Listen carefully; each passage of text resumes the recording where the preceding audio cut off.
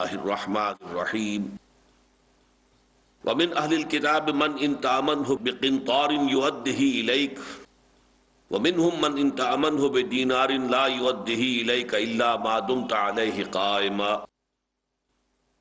ذلك بانهم قالوا ليس علينا في الاميين سبيل ويقولون على الله الكذب وهم يعلمون بلا من اوفى بعهده واتقى فان اللہ يحب المتقین۔ ہم دیکھ چکے ہیں کہ یہ جو حصہ ہے سورہ مبارکہ کا، اس میں یہود اور نصارہ دونوں کو بریکٹ کر کے اہل کتاب کے عنوان سے ان کے بارے میں گفتگو ہو رہی ہے، اور خاص طور پر یہ نقطہ جو ہمیں سورہ بقرہ میں نہیں ملا تھا یہاں آ کر نمایاں ہو رہا ہے، اور وہ یہ کہ ظاہر بات ہے کہ اگرچہ بحیثیت مجموعی یہ دونوں گروہ جو ہیں گمراہ ہو چکے تھے، لیکن اس کا یہ مطلب نہیں ہے کہ انفرادی سطح پر ان میں کوئی خیر، کوئی خوبی، کوئی بھلائی سرے سے رہی ہی نہیں تھی۔ دنیا میں کوئی قوم کتنی بھی بری ہو جائے، آپ کو ایسے افراد مل جائیں گے ان میں کہ جو راستے پر قائم ہوں گے، لیکن فیصلہ کن بات یہ ہوتی ہے کہ اجتماعی رنگ کیا ہے۔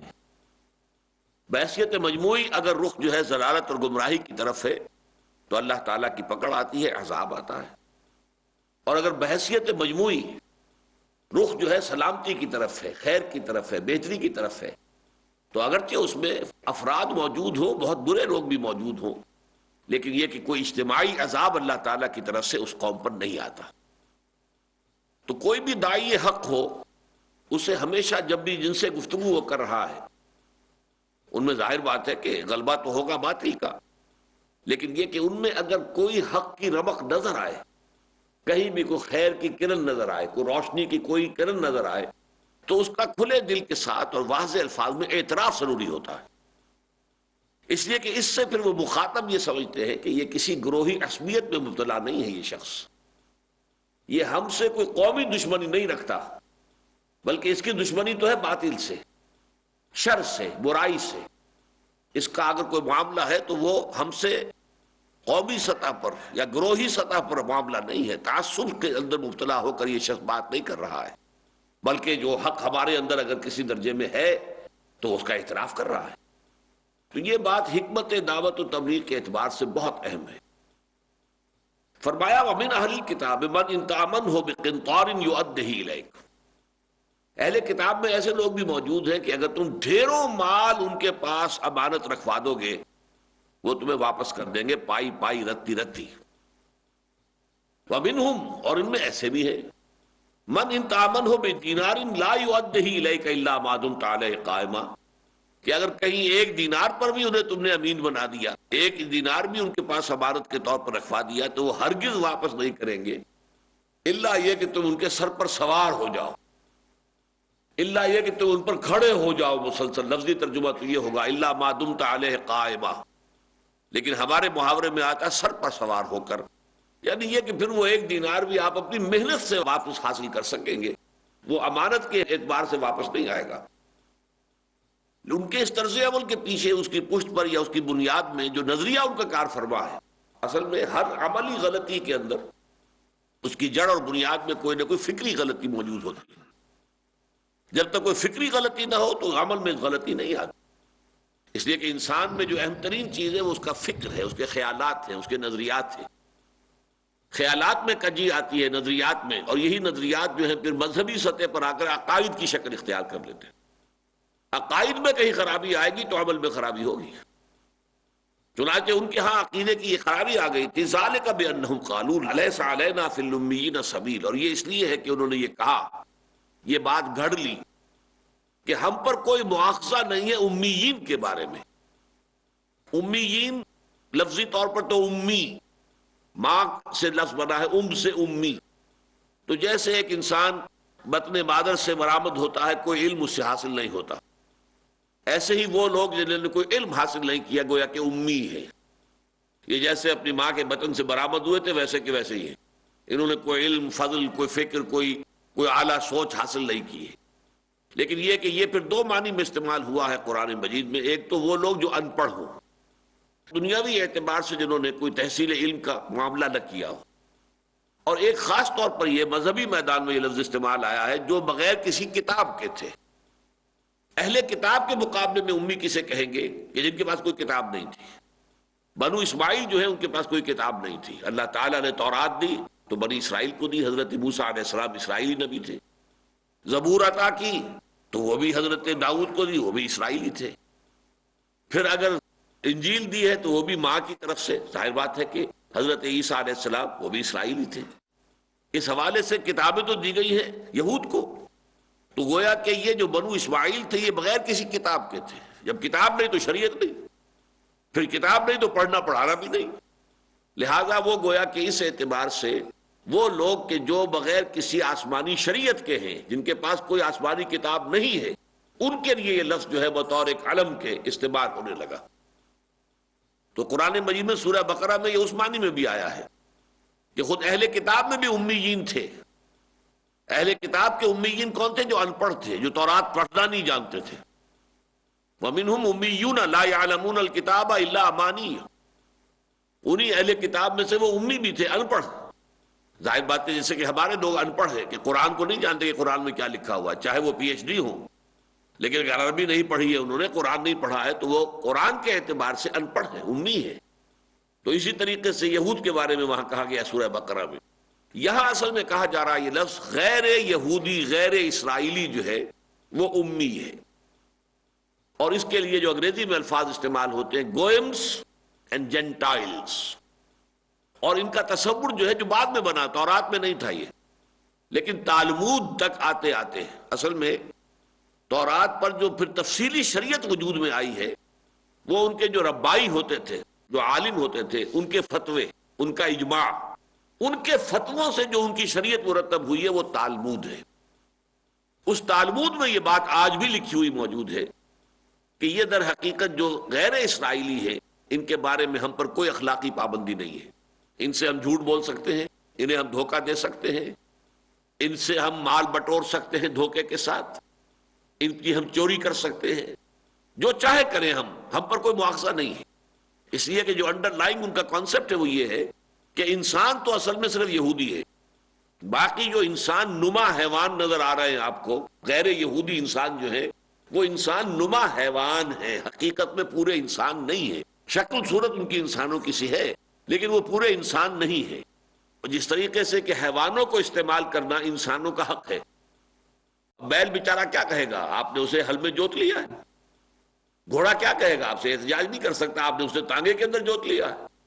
تو گھوڑے کو استعمال کرنا اور بیل کو استعمال کرنا انسانوں نے اپنا حق سمجھا ہے.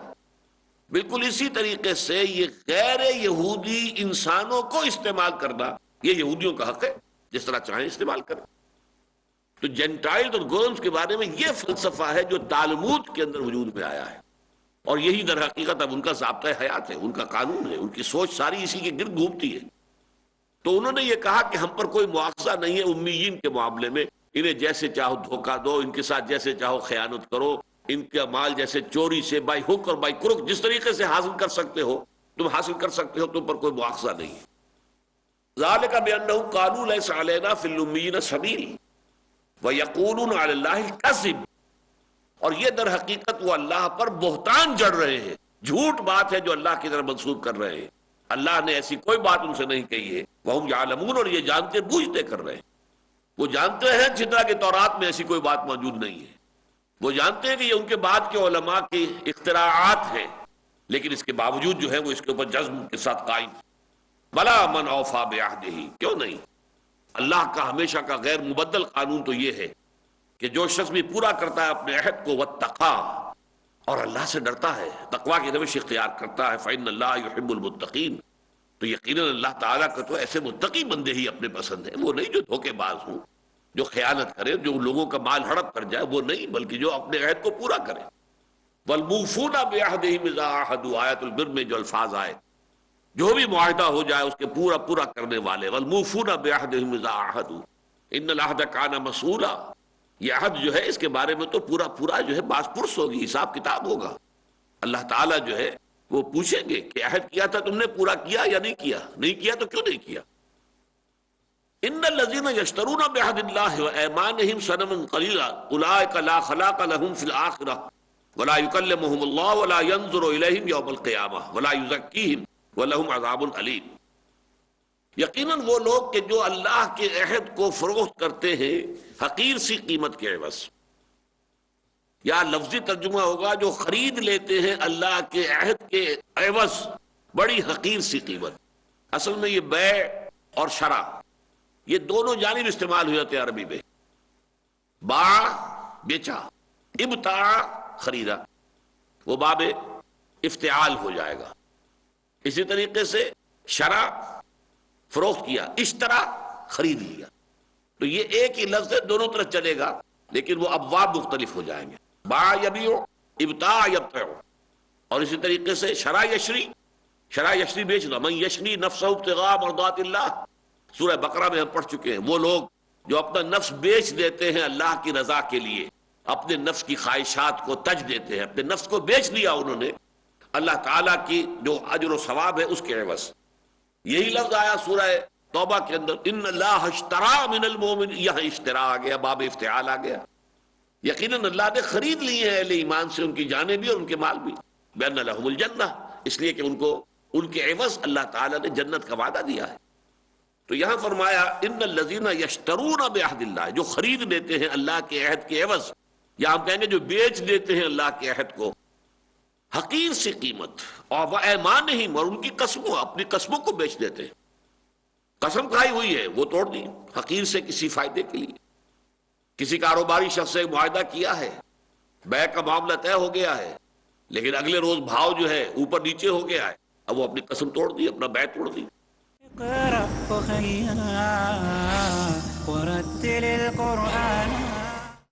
جو احادیث سمجھ کر عمل کرتے ہیں وہ رب کے بہت ہی عزیز ہوتے ہیں۔ اللہ رب العزت نے نبی اکرم صلی اللہ علیہ وسلم کو اس دنیا میں بھیجا کہ آپ وہ قرآن مجید جو زندگیوں کو بدلنے کے لیے اترا ہے، مطالعہ کی گہرائی میں، دلیل کی روشنی میں، صداقت کے میزان پہ، جو دنیا کے سارے مسائل کا حل ہے، اس قرآن مجید پر نبی اکرم صلی اللہ علیہ وسلم خود عمل کر کے دکھا دیں۔ احادیث کی سمجھ ہر مسلمان کے لیے لازمی ہے۔ نبی اکرم صلی اللہ علیہ وسلم کی زندگی یہ قرآن مجید کی ایکسپلینیشن ہے، اس کی تشریح ہے، اس کی تعبیر ہے۔ مولانا ولی اللہ سعیدی۔ ہماری ذمہ داری یہ بنتی ہے کہ نبی اکرم صلی اللہ علیہ وسلم کی اطاعت ہم کریں۔ سمجھیے رسول اللہ سے جڑی وہ تمام باتیں جن پر عمل کر کے مومنین ہوتے ہیں اللہ کے قریب۔ تفہیم حدیث، آج رات 8:30 بجے اور دوبارہ دوپہر 1 بجے انڈیا میں پیس ٹی وی اردو پر۔ شیخ عبد الہادی عمری ڈالیں گے روشنی۔ دین کو سمجھنے کے مؤثر، مفید اور فرسٹ ہینڈ جو ذرائع ہیں ان میں سے قرآن کے بعد حدیث یہ مؤثر ذریعہ ہے۔ باتیں اللہ کے رسول صلی اللہ علیہ وسلم کی۔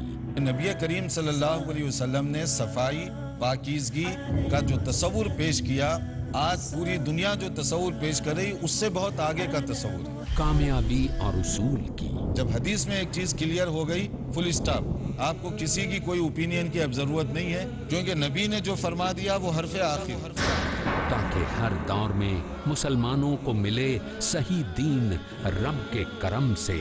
حدیث کہہ رہی ہے جائز ہے، جائز ہے، بس ختم۔ آؤ حدیث سمجھیں، آج شام 7 بجے اور دوبارہ صبح 11:30 بجے انڈیا میں پیس ٹی وی اردو پر۔ جھوٹ کا اندھیرا کتنا ہی گہرا کیوں نہ ہو، سچائی کی ایک کرن سے مٹا دینے کے لیے کافی ہے۔ ہر پہلو، ہر نظریہ، ہر نقطہ سچ کا، ہر دم، ہر پل، ہر لمحہ سچ کو پیش کرنے کی جستجو۔ آئیے میرے ساتھ اور حق کو جانیے۔ عالم انسانیت کے لیے سچائی کی روشنی۔ ڈاکٹر ذاکر نائک پیش کریں گے اظہار حق۔ اگلا پروگرام پیس ٹی وی اردو پر۔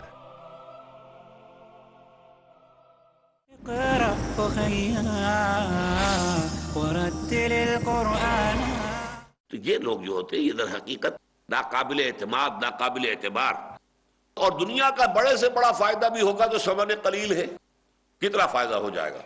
دنیا کی زندگی میں آپ کو ڈھیروں دولت بھی اگر فوری طور پر کسی ایک سودے میں آپ نے خلاف ورزی کی، اپنے عہد کی، وعدہ توڑ ڈالا یا قسم جو ہے توڑ ڈالی، تو آپ کو اگر ڈھیروں مال بھی مل گیا تو ڈھیروں مال بھی کب تک رہے گا آپ کے پاس؟ یہ تو دنیا ہی متاع قلیل ثم مأواہم جہنم وبئس المہاد، یہ بڑا ہی قلیل سا ایک زمانہ ہے، استعمال کا ہے، اس کے علاوہ تو تمہارے پاس کچھ بھی نہیں۔ ان الذین یشترون بعہد اللہ وایمانہم ثمنا قلیلا، یقیناً وہ لوگ کہ جو بیچتے ہیں اللہ کے عہد کو، اب عہد اللہ جو ہے یہاں آیا ہے، یہ بڑے ذومانیان انداز میں آیا ہے۔ ایک تو یہ کہ ہر عہد جس پر اللہ کو گواہ بنا لیا جائے وہ گویا کہ اللہ کے ساتھ ہو گیا، اللہ بھی اس میں ایک فریق کی حیثیت سے شامل ہو گیا۔ ٹرائی پارٹائٹ ایگریمنٹ جیسے میں کہا کرتا ہوں، جیسے کہ سورہ فتح میں آیا ہے، ان الذین یبایعونک انما یبایعون اللہ ید اللہ فوق ایدیہم، اے نبی جو لوگ آپ سے بیعت کر رہے ہیں وہ اصل میں اللہ سے بیعت کر رہے ہیں۔ ایک تو آپ کا دست مبارک ہے، ایک بیعت کرنے والے کا ہاتھ ہے، ایک تیسرا ہاتھ اور بھی ہے، ید اللہ فوق ایدیہم، اللہ کا ہاتھ ان کے ہاتھوں کے اوپر ہے۔ لیکن یہ ٹرائی پارٹائٹ ایگریمنٹ ہے کہ بیعت کا معاملہ ہے بندے اور اللہ کے درمیان، لیکن بیعت کی جا رہی ہے درمیان میں محمد الرسول اللہ صلی اللہ علیہ وسلم سے۔ میں اپنی جان اور مال اللہ کے ہاتھ فروخت کر چکا ہوں، لیکن اب یہ مال میں کہاں خرچ کروں اے نبی آپ بتائیں گے، وہاں خرچ کر دوں گا۔ لہذا یہ گویا کہ ایک تین فریقوں کے مابین معاہدہ ہے۔ اسی طرح جس معاہدے پر اللہ کو گواہ بنا لیا، کہیں اللہ کی قسم کھا لی، اللہ کی قسم کھا لی تو گویا کہ آپ کے اس معاہدے کے اندر اللہ شریک ہو گیا، فریق کی حیثیت سے، ہی از اے وٹنس، وہ گواہ ہے، تو گویا کہ اللہ کے ساتھ کیا ہوا معاہدہ ہے۔ اور دوسرا یہ کہ اس میں اشارہ وہ بھی ہو رہا ہے کہ جن لوگوں کے اندر یہ پاس عہد نہیں ہے، حقیقت میں وہ اللہ کے ساتھ جو عہد کر کے آئے تھے، عہد الست، اصل میں اس کو توڑنے والے ہیں۔ ينقضون عہد اللہ من بعد میثاقہ ویقطعون ما امر اللہ بہ ان یوصل ویفسدون فی الارض، یہ آپ کو معلوم ہے سورہ بقرہ کے تیسرے رکوع میں الفاظ آئے ہیں، جو اللہ سے عہد کر کے آئے تھے، الست بربکم قالوا بلی، در حقیقت جو اس کو توڑے گا، پھر ظاہر بات ہے جو اللہ کے عہد کو توڑ دے، پھر وہ انسانوں کے ساتھ چھوٹے چھوٹے معاہدوں کو توڑنے میں اسے کیا بات ہوگی؟ وہ تو ہر وقت تیار رہے گا، ذرا سا فائدہ دیکھے، کوئی حقیر سے منفعت نظر آئے اور عہد توڑ دے گا۔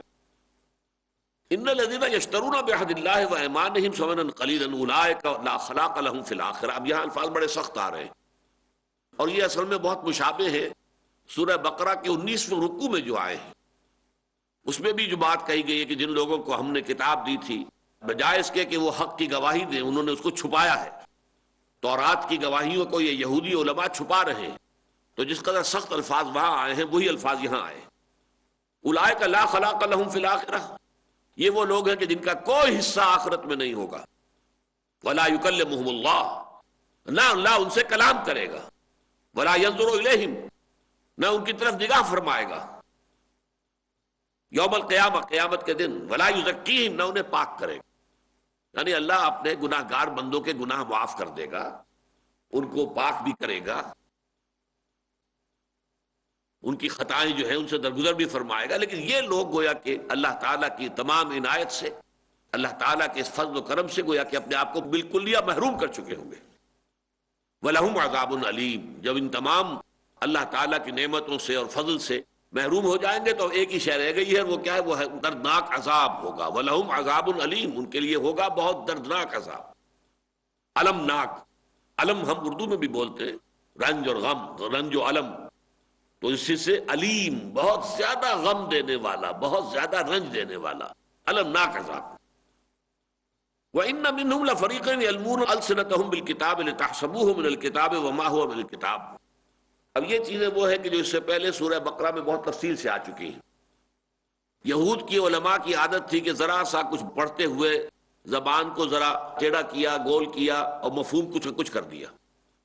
راعنا راعینا، راعنا کیا تھا کہ ذرا ہماری رعایت فرمائیے، ذرا ہماری طرف بھی متوجہ ہو جائیے۔ محفل کے اندر جو میر محفل ہے، فرض کیجئے کہ وہ صرف کسی ایک طرف ہی توجہ دے رہا ہے، مجلس میں دوسرے لوگ بھی بیٹھے ہیں، تو وہ درخواست کرتے ہیں راعنا، ذرا آپ ہماری بھی مراعات کیجئے، ہماری بھی رعایت فرمائیے، ہماری طرف بھی توجہ فرمائیے، التفات فرمائیے۔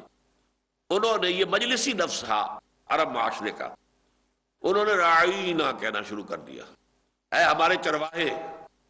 اب اگر کسی نے پکڑا، کیا کہہ رہے ہو؟ جی میں نے تو راعینا کہا تھا، یہ اب آپ کا پتہ نہیں، آپ کے اپنے دماغ کا کوئی خلل ہے کہ آپ نے راعینا سمجھ لیا۔ تو اس کے لیے قرآن مجید میں سورہ بقرہ میں آیت آ چکی ہے کہ مسلمانوں تم یہ لفظ ہی چھوڑ دو، جس لفظ کو انہوں نے فساد کی بنیاد بنا لیا ہے، انظرنا کہا کرو تم حضور سے جب خطاب کرو، کہا حضور ذرا ہماری طرف بھی نگاہ فرمائیے، یا آپ ذرا ہمیں مہلت دیجئے، دونوں معنی ہو سکتے ہیں انظرنا کے. لیکن یہ کہ ان کا معاملہ یہی تھا کہ وہ ذرا ادھر سے ادھر جو ہے وہ السلام علیکم، اس کی بجائے آ کر کہا السلام علیکم. اب سام کے معنی موت ہے. السلام علیکم آپ پر سلامتی ہو، السلام علیکم تم پر موت وارد ہو جائے. اب کہاں سے کہاں بات پہنچ گئی. پکڑا اگر ذرا تو یہ کہا میں نے تو السلام علیکم کہا تھا جناب، یہ تو آپ کے اپنے دماغ میں کوئی خلل ہے. تو یہ ان کی ایک عام عادت تھی جس کی مثالیں قرآن مجید میں موجود ہیں. اسی طرح وہ تورات کو پڑھتے ہوئے بھی اپنی زبانوں کو مروڑتے تھے اور اس میں کچھ چیزوں کا اضافہ کر جاتے تھے ہلکے سے، کہ عام آدمی سننے والا سمجھتا تھا یہ بھی تورات ہی کی بات ہے جو یہ پڑھ رہے ہیں، حالانکہ وہ تورات میں سے نہیں ہوتی تھی.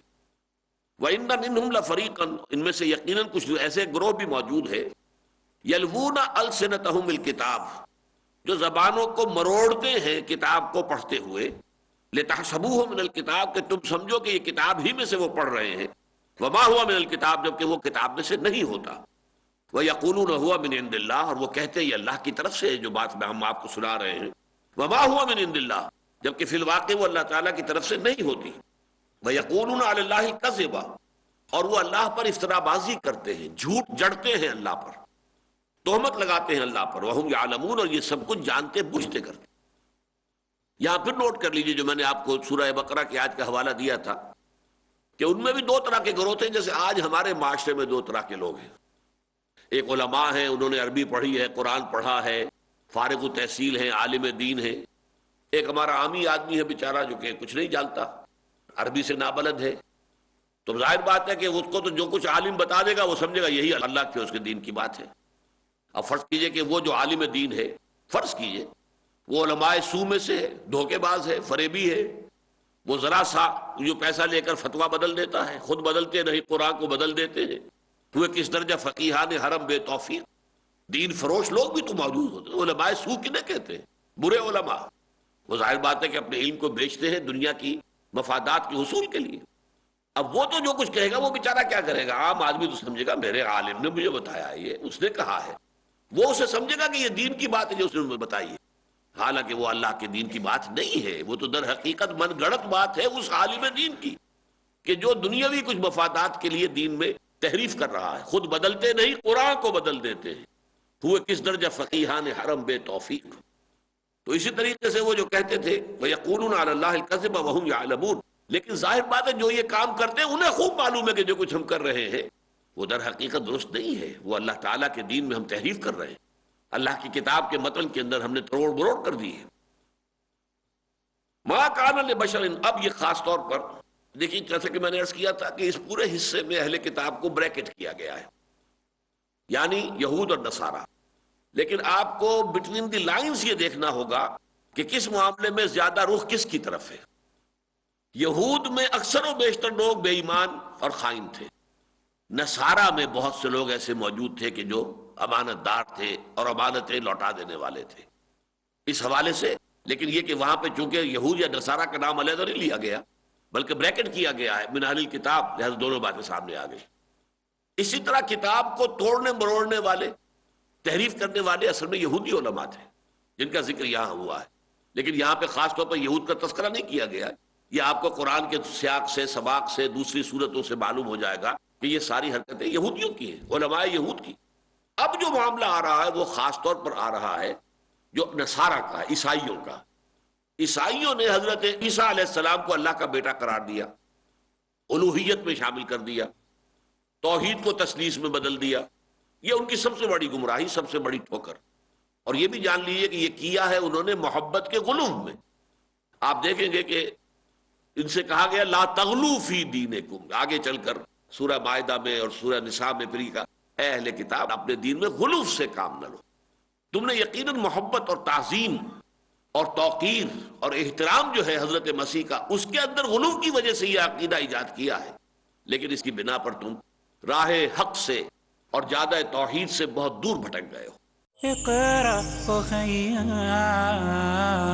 ورتل القرآن اصبح بصوتك أسمع الأكوان